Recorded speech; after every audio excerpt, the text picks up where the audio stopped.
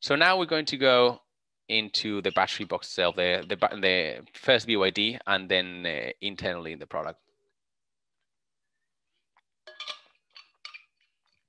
Okay.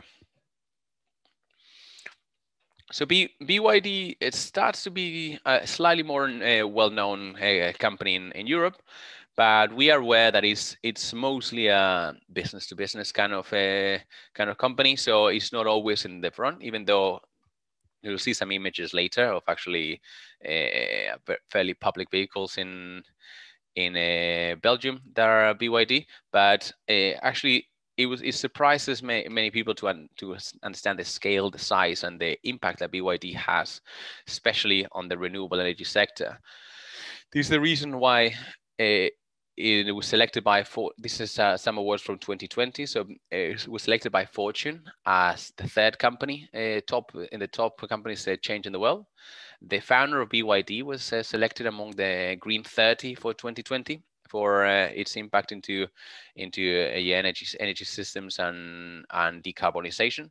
And it's not only from a company point of view, also from a technological point of view. So BYD is also at the forefront of battery design and manufacturing. That's why the new BYD Blade, which today I will not show you the video, but I would recommend you check in YouTube the videos about the BYD Blade. It's a type of battery that is changing the electric vehicle paradigm, allowing for safer batteries, so lithium iron phosphate batteries, to be used also for electric vehicles. And one of the reasons that has always been mentioned why BYD is considered such a pioneer, such a leader in the renewable energy sector or in the energy sector, is the fact that from really early on, the founder of BYD understood that a small amount of vehicles was generating a big amount of the world energy carbon emissions. That's why he focused quite early on commercial vehicles, mass transportation vehicles, to be able to increase the rate of decarbonization. So that's why as of today, BYD is the world leader in electromobility, not only on passenger vehicles, but very especially on buses and commercial vehicles. And something that is part of the BYD DNA is the sustainability as it started. The company was set up from the very beginning with the intention of creating a world of zero emissions.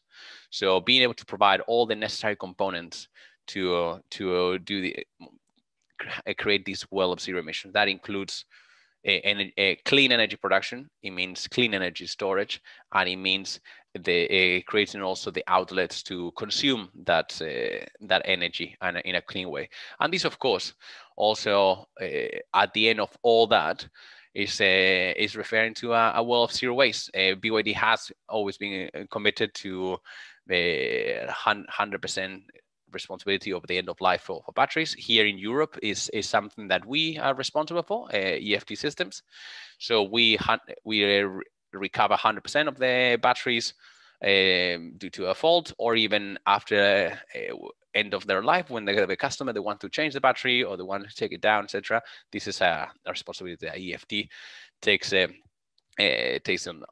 internally. So this includes sorting batteries, refurbishing when possible, because batteries can have many lives, and then at the end of their absolute end of their life, going to recycling.